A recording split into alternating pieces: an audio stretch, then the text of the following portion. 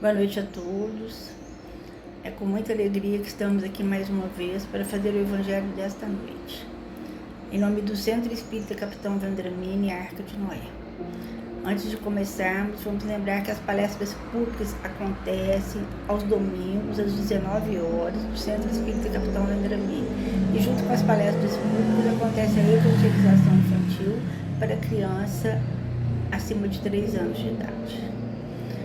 O nosso tema dessa noite está no livro Segue-me, psicografado por Chico Xavier, pelo Espírito de Emmanuel, a lição 34, que tem como título Interrogação do Mestre.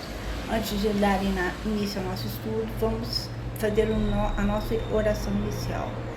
Vamos elevar os nossos pensamentos a Deus, a Jesus, a equipe do Dr. Bezerra de Menezes e seus trabalhadores de luz, e pedir que nos abençoe nessa noite de prece, nessa noite de aprendizado. Que possamos aproveitar as palavras desse Evangelho e aplicá-las em nossa vida cotidiana. Muito obrigada e que assim seja. Então começa assim, interrogação do Mestre. Que aproveita o homem granjear o mundo todo, perdendo-se ou prejudicando a si mesmo? Jesus, Lucas capítulo 9, versículo 25. Em verdade, com a força associada à inteligência, pode o homem terrestre revolver o solo planetário, sugar os benefícios da terra, incentivar interesses personalistas, erguer arranha-céus das cidades maravilhosas, construir palácios para o ninho doméstico, elevar-se ao firmamento em máquinas possantes, consultar os abismos do mar, atravessar oceanos em navios velozes, estender utilidades do plano da civilização, criar paraísos de fantasia para os sentidos corporais, monopolizar os negócios do mundo, abrir estradas, ligando os continentes e povos, conversar a distância de milhares de quilômetros,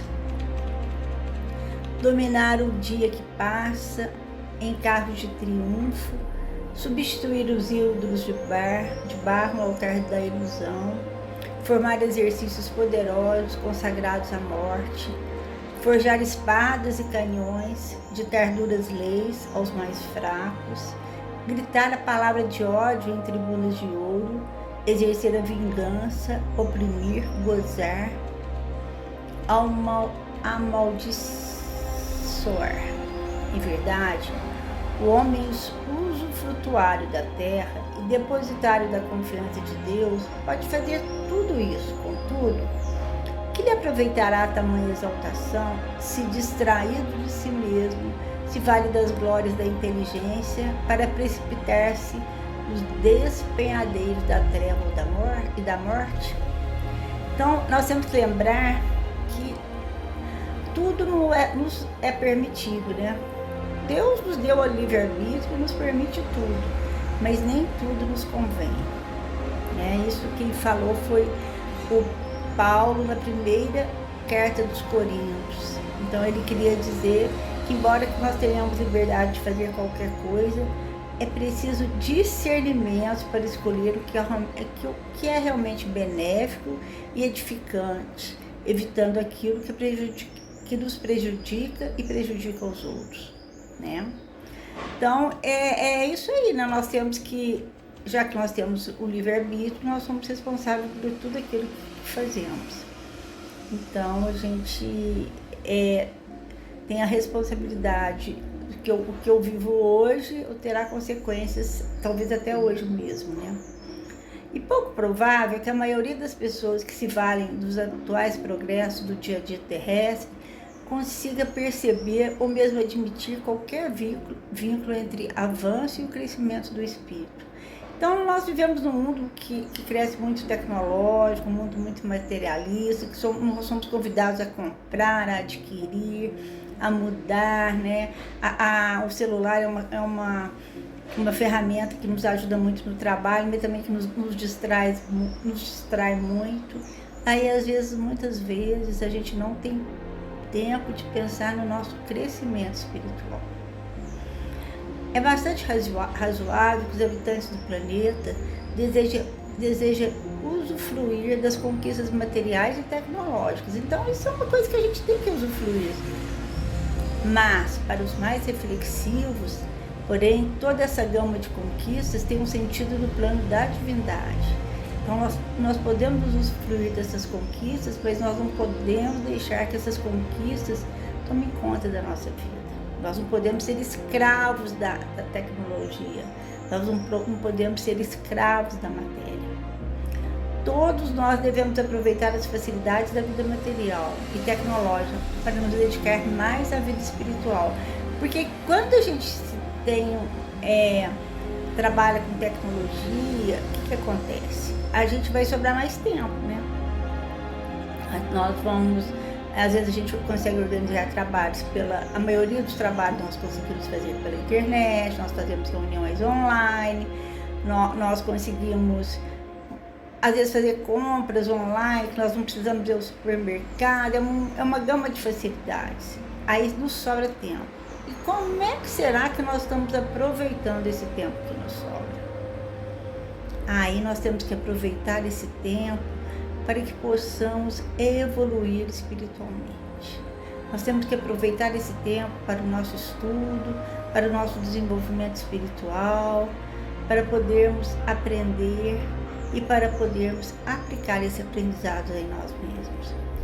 E às vezes é uma pena que isso não aconteça, né? Pois o tempo ocioso, nós às vezes gastamos muitas vezes com distrações inúteis ao nosso corpo e à nossa mente. Então nós temos que pensar isso, como que nós estamos gastando o nosso tempo.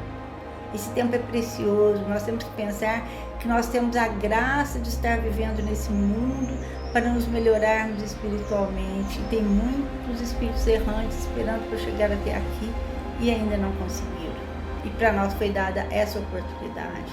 Então nós temos que aproveitar essa oportunidade. Então nós devemos estudar para iluminar o nosso interior. Devemos nos dedicar a uma crença religiosa, a um grupo de estudos doutrinários, a fim que consigamos encontrar equilíbrio, maturidade e paz íntima. É muito bom a gente estudar em grupo. Lá no centro nós estamos participando de um grupo de estudos do Livro dos Espíritos na segunda-feira e é muito enriquecedor, porque cada um tem uma ideia, cada um tem uma opinião e a gente no final, seguindo o livro dos Espíritos, nós vamos chegando, nós vamos aprendendo muito, tem um crescimento muito grande e uma socialização muito grande. Se nos dermos conta de que Deus espera de nós, será o que Deus espera de nós? Converteremos a nossa existência num campo de harmonia e de trabalho. Então Deus espera que nós convertamos a nossa existência num campo de harmonia e trabalho, de alegria e de luz, já que o tempo mal aplicado não retorna. Então nós temos que aproveitar o nosso tempo para o nosso crescimento. Cabe a nós usufruir tudo de bom que Deus colocou ao nosso alcance sobre o mundo. Contudo, não devemos nos perder no turbilhão de horas vazias, mas procurar, através do nosso esforço, evoluirmos para o bem. Então, às vezes a gente fica com aquela hora vazia, né, sem fazer nada. Lógico que uma hora ou outra é bom ficar sem fazer nada, mas não sempre, né? A disciplina é uma coisa muito importante para a nossa vida, a disciplina é uma importante para o nosso aprendizado, para a nossa evolução. E não devemos nos esquecer de quando chegar o nosso dia de partir para as nossas dimensões, né, da alma, todas as coisas materiais que conquistamos ficarão aqui, né? E que vai conosco são o que nós conquistamos espiritualmente.